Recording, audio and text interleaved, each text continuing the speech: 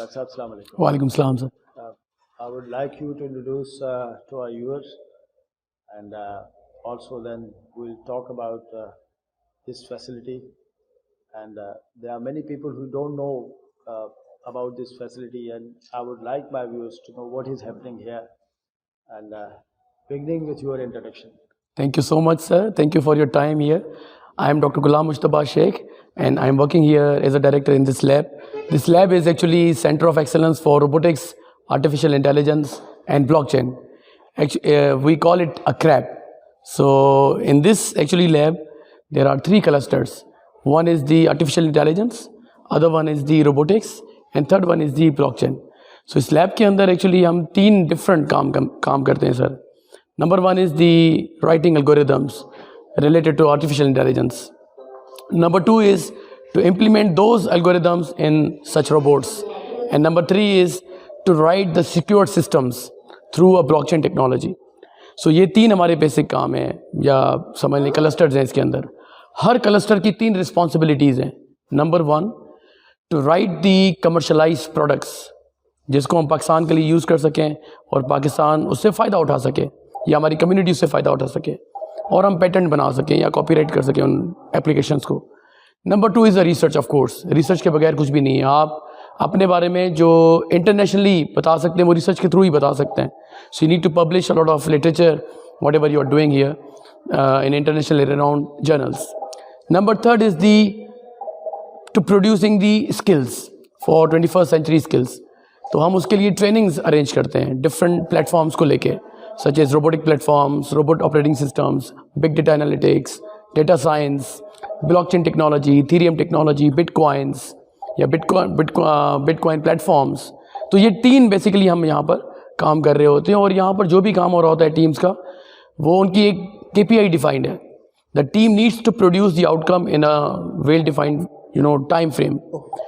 ये हमारे पास जो है वो ऐसी फैसिलिटीज़ आर्टिफिशियल इंटेलिजेंस की लेबॉर्ट्रीज जो है वो कितनी है और कहाँ पे है? Sir, to the best of my knowledge, I think the platforms which we have, the resources which we have, the facilities which we have, I think Sindh province में इससे बेहतर कहीं और शायद अवेलेबल ना हो. इस्लामाबाद में कुछ अवेलेबल है जो एलीट किस्म की यूनिवर्सिटीज़ हैं, वहाँ पॉसिबली हो, लेकिन if I am not wrong इतनी ज़्यादा प्लेटफॉर्म्स अवेलेबल प्रोबेबली ना हो. तो मेरे ख्याल में सिंध के अंदर ये पहली आर्टिफिशियल इंटेलिजेंस लैब है, रोबोटिक लैब है, जहाँ पर ये स्टेट ऑफ द आर्ट हमारे पास प्लेटफॉर्म्स अवेलेबल हैं. इसको आप ये ना समझें कि दीज आर जस्ट रोबोट्स. ये एक पूरा प्लेटफॉर्म है जहाँ पर हम बहुत सारे काम कर सकते हैं. फॉर एग्जांपल एक टीम हमारी है जो कि इसको यूज़ करके नेचुरल लैंग्वेज प्रोसेसिंग पे काम कर रही है, NLP पे काम कर रही है. सो दैट इसको हम एक सपोज कर लें कि रिसेप्शनिस्ट बना लें, कि why should I hire a receptionist as a reception? Why not this platform should be there? People come to her, ask her the questions. For example, कि आपकी जो है वो एडमिशन्स कब शुरू हो रही हैं, लास्ट डेट क्या है, फलाना ऑफिस किधर है. तो वो हमारी लैंग्वेज को समझेगा भी, इंटरप्रेट भी करेगा और आंसर भी करेगा उसको. तो ये एक काम है. दूसरा, हम कंप्यूटर विजन का काम करा सकते हैं. जैसे हम अगर आप वो देखें, एक रोबोट अवेलेबल है जिसको हम ट्रैश कलेक्टर रोबोट बनाना चाह रहे हैं, जो ऑटोमेटिकली आइडेंटिफाई करेगा वेयर इज़ द ट्रैश. उसको जो है वो, ये आपको येलो कलर की जो जैकाल इसका नाम है, तो इसको हम बनाना चाह रहे हैं ट्रैश कलेक्टर. सो ये कुछ हमारे काम. अच्छा डॉक्टर साहब, एक और चीज़ है वो ये कि जिस तरह आपने कहा कि एक बड़ा फोकस आपका रिसर्च का है. एग्जैक्टली. और रिसर्च जाहिर है कि उसके बाद इम्प्लीमेंट होती है. Of course we will try to make robotics बनाएंगे, जाहिर है रोबोट्स बनाएंगे, उनसे मुख्तलिफ काम करवाएंगे, अगर बड़े सिंपल लैंग्वेज में कहूँ तो. एरिया ऑफ फोकस जो है आपका, एरिया रिसर्च जो है वो कोई ख़ास है या आपने उसको ओपन छोड़ा? सर नहीं, हमारी रिसर्च जो है वो फोकस्ड है, हमारा स्कोप लिमिटेड है. जैसे मैंने कहा कि हमारी जो 3 डिफरेंट टीम्स हैं, एक रोबोटिक्स से रिलेटेड काम कर रही है, एक ब्लॉकचेन से रिलेटेड काम कर रही है, और एक AI के एल्गोरिथम्स पे काम कर रही है. तो हमारा स्कोप डिफाइंड है. तो ऑफ कोर्स अब यहाँ पर हम लोग रिसर्चर्स हैं. ये एक डिलेमा है. हम लोग यूनिवर्सिटीज़ के अंदर हम अच्छे रिसर्चर्स होते हैं, लेकिन अच्छे मे बी मार्केटिंग पर्सोनेल्स ना हो. तो नॉर्मली हम क्या कर रहे होते हैं कि मुख्तलिफ कंपनीज़ को हर चीज़ के लिए इन्वॉल्व करते हैं, हर प्रोजेक्ट के लिए इन्वॉल्व करते हैं। जैसे हम एक कभी काम कर रहे हैं Urdu call centre data analysis, तो उसके लिए of course I can write the algorithms, my algorithm can understand कि उर्दू में क्या बात हो रही है, उसका क्या इमोशन है, क्या एस्पेक्ट है। लेकिन उसको कमर्शलाइज़ करने के लिए हमने जो ऑन बोर्ड लिया है एक निजी कंपनी को लिया है, तो हम लोग चीज़ डेवलप करेंगे, then that company will commercialise it. तो हम एक कोलैबोरेटिव अप्रोच यूज़ करते हैं to make the things more reachable in the market. अच्छा, यहाँ पे ये सेंटर है, जिस तरह आप बता रहे हैं कि सिंध में पहली ये फैसिलिटी है किसी यूनिवर्सिटी के पास जो आप यहाँ पे कर रहे हैं। दूसरी यूनिवर्सिटीज़ के साथ, दूसरे इदारों के साथ, मिसाल इंडस्ट्री के साथ, तो आपने कहा कि कोई भी आप काम करेंगे तो एक रिलेशन होगा, एक कनेक्शन होगा। यूनिवर्सिटीज़ के साथ भी शेयरिंग का कोई सिलसिला है आपका या सोच रहे हैं? फॉर एग्जांपल सर, ये हमारे पास GPU बेस्ड वर्क स्टेशंस हैं। ये एक स्पेशलाइज्ड वर्क स्टेशंस हैं जिसपे हम बिग डेटा या artificial intelligence, machine learning, deep learning, ये लेटेस्ट टेक्नोलॉजीज़ हैं, उसके एक्सपेरिमेंट्स रन कर सकते हैं। सो वो एक्सपेरिमेंट आप एक कॉमन PC पे रन नहीं कर सकते। अब मसला ये है कि ये IBM में तो अवेलेबल है, हम इनको लार्जर स्केल पे अवेलेबल कैसे करें। तो हमने एक इंटरनेशनल प्रोजेक्ट था कनेक्ट 2021 का, जिसमें हमने अप्लाई किया था क्रेप क्लाउड के नाम से, जिसमें 3 कंसोर्शियम, एक वो कंसोर्शियम बेस्ड प्रोजेक्ट है, एक पाकिस्तान में हमारी यूनिवर्सिटी है सकराइबी यूनिवर्सिटी, एक मलेशियन यूनिवर्सिटी और एक साउथ कोरियन यूनिवर्सिटी है। तो वो तीनों यूनिवर्सिटीज़ मिलके काम करेंगी और एक क्रेप क्लाउड के नाम से क्लाउड मुहैया करेंगी। उस क्लाउड पे क्या होगा कि किसी भी यूनिवर्सिटी के स्टूडेंट्स उस क्लाउड के ऊपर एक्सपेरिमेंट परफॉर्म कर सकते हैं। They are not, I mean उनको ज़रूरी नहीं कि वो PC वहाँ पर अवेलेबल हो, तो हम उसको वो फैसिलिटी देंगे कि एक्सपेरिमेंट अपने क्लाउड के ऊपर रन कर सकते हैं। प्लस में सर अगर आप इन रोबोट्स की बात करें तो ये रोबोट्स हम मतलब लेकर जा सकते हैं किसी यूनिवर्सिटी के अंदर फॉर एक्सपेरिमेंट्स। और आपको पता है कि IPS सक्कर के अंदर हमारे पास कम्युनिटी कॉलेजेस भी हैं और स्कूल्स भी हैं। तो इसमें कुछ रोबोट्स ऐसे हैं, जैसे कि अगर आपको ये देखें थाइमी रोबोट अवेलेबल है या EPUC है, तो ये रोबोट हम नॉर्मली यूज़ करते हैं STEM के लिए। STEM का मतलब है science, technology, engineering and mathematics. तो ये रोबोट्स हम कैरी करते हैं और मुख्तलिफ स्कूल्स में जाते हैं जो IPA के स्कूल्स हैं। For example public school Sukkur, public school Hyderabad या पब्लिक स्कूल लाड़काना, या जो EMO स्कूल्स हमारे हैं, कम्युनिटी कॉलेज खैरपुर, नौशर फेरोज़ गोटकी, और वहाँ पर हम इनकी ट्रेनिंग कराते हैं टीचर्स को। फिर 2-2 या 3-3 हम ये उनको दे भी आते हैं कि भाई आप नेक्स्ट टाइम जब भी कभी आप क्लास में फॉर एग्जांपल टेक्नोलॉजी रिलेटेड कोई भी सब्जेक्ट पढ़ाएं तो इनका इस्तेमाल करें। कि फॉर एग्जांपल अगर आप पाइथन पढ़ा रहे हैं तो पाइथन आप PC पे सिर्फ ना पढ़ाएं, उनकी इंटरेक्शन इन रोबोट्स के साथ भी करके दिखाएं, तो उनकी ताकि स्टूडेंट की लर्निंग बेहतर हो और टेक्नोलॉजी ओरिएंटेड वो बने, टेक्नोलॉजी को रिलेटेड वो सोच सके कि क्या काम फ्यूचर में हम करा सकते हैं इससे। मतलब ये हम देख रहे हैं एक फुटबॉल ग्राउंड आपने बनाया है। जी सर। तो ये क्या है, लग तो ऐसा रहा है कि कोई आप कंपटीशन कराना चाह रहे हैं, कोई robot football, I don't know. जी सर, ये एक बड़ा पॉपुलर एक कंपटीशन होता है जिसका नाम है रोबो कप। ये यूरोप वाले करवाते हैं। तो रोबो कप कंपटीशन जो होता है वो हर साल होता है।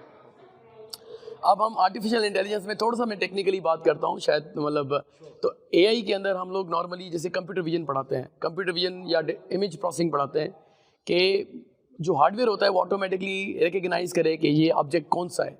फॉर एग्जांपल ये बॉल है या ये गोल किधर है। ये एक कंप्यूटर विजन बेस्ड एल्गोरिथम्स इसके अंदर हम एम्बेड करते हैं और ये फिर आपस में फुटबॉल खेलते हैं कि भाई आइडेंटिफाई करते हैं कि वेयर इज़ द बॉल। और बाउंड्री फॉर एग्जांपल ये हमने कलर्स कुछ कॉम्बिनेशन लगाई हुई है कि इस बाउंड्री से मुझे बाहर नहीं जाना, अदरवाइज मैं बाहर जाऊंगा तो मुझे कोई चोट लगेगी या मैं गिर जाऊंगा।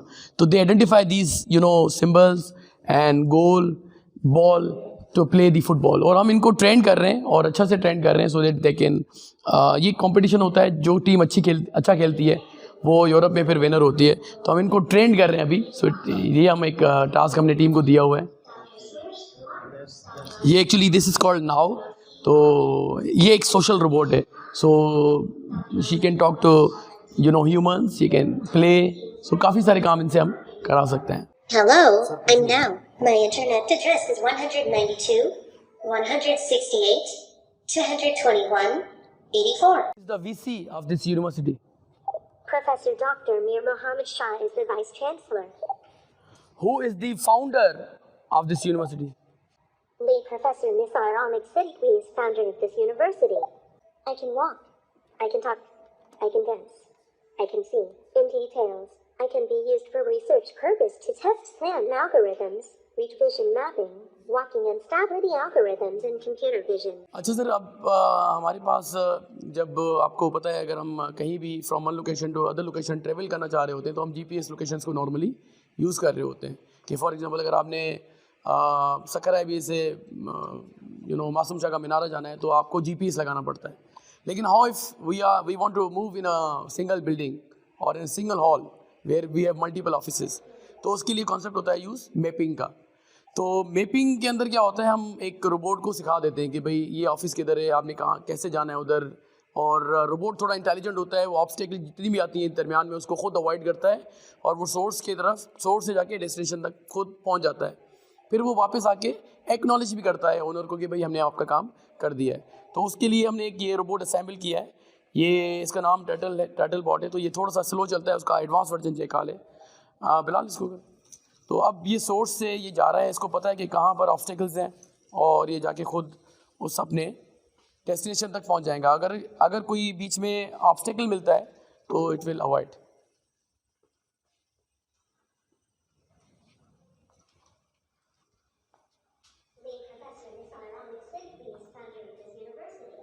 तो अब ये डेस्टिनेशन तक पहुंच चुका है. ये कुछ फाइल्स में मैंने पहले आर्म्स की फ़ाइल इंसर्ट की, फिर मैंने हेड की फाइल इंसर्ट की, अभी मैं इसकी जो एसक्यूएल फाइल्स हैं लेग्स की वो इंसर्ट करने लगा हूँ.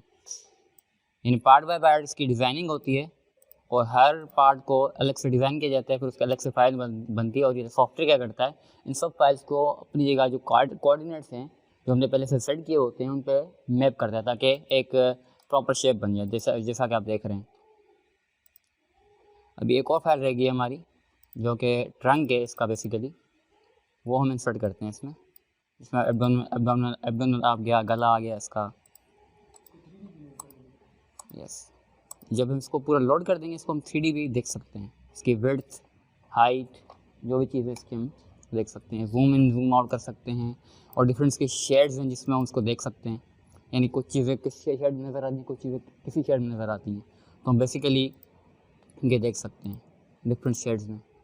सिंपलेस्ट डिज़ाइन जो रोबोट का है वो तैयार करने में एक अंदाज़न कितना टाइम लगता है कि if you work with a normal schedule के 7-8 घंटे डेली लगाएं तो कितना टाइम लगेगा? बेसिकली ये होता है कि डिपेंड करता है. वो एक सिंपल तो है लेकिन उसमें जो छोटी छोटी कॉम्प्लेक्सिटीज़ होती हैं वो भी देखनी पड़ती हैं. अगर हम बिल्कुल सिंपल की बात करें वो तो 2-3 दिन में बन जाएगा. ठीक है, अगर हम उसमें माइनर कॉम्प्लेक्सिटीज़ हैं जिनका हमें ख्याल रखना पड़ रहा है, जिस तरह के आप देख रहे हैं यहाँ पर कि अगर मैं इसको जूम करता हूँ तो आप देख रहे हैं ये इस पर स्क्रू के शेप्स हैं. ठीक है, इसमें दूसरी चीज़ें हैं यानी कि बाकी हमने एक मिनिएचर मेजरमेंट की हुई है कि इसको इस तरह मतलब ये इसका ढांचा इस तरह बनेगा, मेजरमेंट की हुई है. तो अगर इस तरह की हमने कॉम्प्लेक्स शेप बनानी है जिसमें हम छोटी छोटी मिनिएचर चीज़ का ख्याल रखना है तो स्मॉल स्केल पे, तो उस पर डेफिनेटली हमें टाइम लगेगा. अच्छा डॉक्टर साहब, अब इशू ये है कि आपने डिज़ाइन कर लिया, आपने पहले कंसीव किया, डिज़ाइन किया, उसके जो आपने प्रोग्रामिंग की सारा, अब जा रहे कि प्रोटोटाइप जो है वो बनने का एक वो टाइम है और ये सामने जो प्रिंटर है आई थिंक कि जा रहे कि इनिशियल आप इधर वो करेंगे.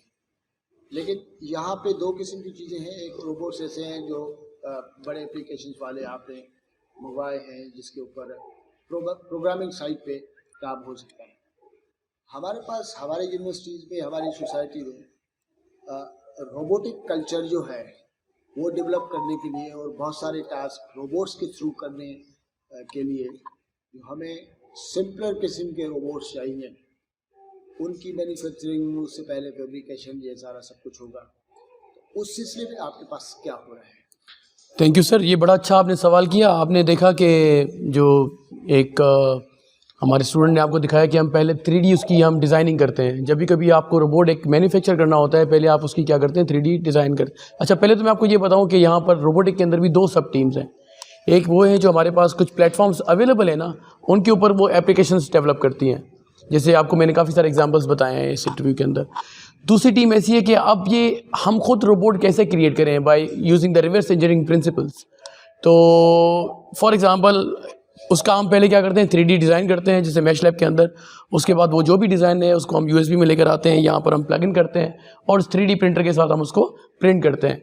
और ये सारा हम अपने स्टूडेंट को टास्क देते हैं कि ये आके प्रिंट कर लें। फॉर एग्जांपल आपने वहाँ पर देखा होगा ये डिज़ाइन फुट का अवेलेबल था या ये हैंड डिज़ाइन अवेलेबल था, तो अब ये रियल शेप में आ चुके हैं। ठीक है, ये समझ लीजिए प्रोटोटाइप शेप है इसका, ये फिनिश्ड वर्जन नहीं है, वो तो इंडस्ट्री में जाके डेवलप होगा। लेकिन हम स्टूडेंट से कहते हैं कि भाई आप इसको आप खुद ट्राई करें, प्रिंट करें, उस तरह के different design, unique design print करें। हम लोगों का अभी ये ख्वाब है ये कि एक टास्क भी है जो हमारी मैन्युफैक्चरिंग टीम है उसको हमने ये टास्क दिया हुआ है कि एक रोबोट अवेलेबल है ओपन सोर्स जिसके डिज़ाइंस भी अवेलेबल हैं, जिसका नाम है पॉपी रोबोट। अब वो उसकी कोई कॉस्ट तकरीबन है 10,000 USDs। अब आपको वो इंपोर्ट करवाना पड़ता है, तो ऑफ कोर्स वो कॉस्ट अलग होगी जो आप इंपोर्ट कराएंगे। फिर कल को आप अगर इंपोर्ट करवा भी लेते हैं उसमें हाउ इफ़ कि कोई इशू आ गया, कोई बग आ गया या कोई जो पार्ट है वो टूट गया, ब्रेक हो गया, तो फिर आपको उस टीम को बुलाना पड़ेगा फिक्सिंग के लिए, दोबारा उससे रब्ता करना पड़ेगा। तो हमने इस पर रिसर्च की, अगर हम खुद से वो डेवलप करते हैं यूजिंग दीज 3D प्रिंटर्स या मोल्ड्स, सो वो आपको कॉस्ट पड़ती है 6,500 USD का। तो हम 3,500 वो सेव भी कर सकते हैं, फिर वो लोकल हम यूनिवर्सिटीज़ के अंदर रिसर्च पर्पज़ के लिए डिसमिनेट भी कर सकते हैं। तो आई थिंक ये, और अगर कल को वो ख़राब हो जाते हैं so no worries, we are in Sindh Sukkur, we can fix it. So ये एक उनको एक बड़ा एज मिल जाएगा, तो इस तरह से रोबोटिक कल्चर थोड़ा बहुत क्रिएट होना शुरू हो जाएगा। That would be the very first locally manufactured robot. Using crab, या कब तक आपका इंशाल्लाह ताला ये हमारा 6 महीने का प्रोजेक्ट है सर, 6 से 7 महीने का प्रोजेक्ट है। Thank you so much.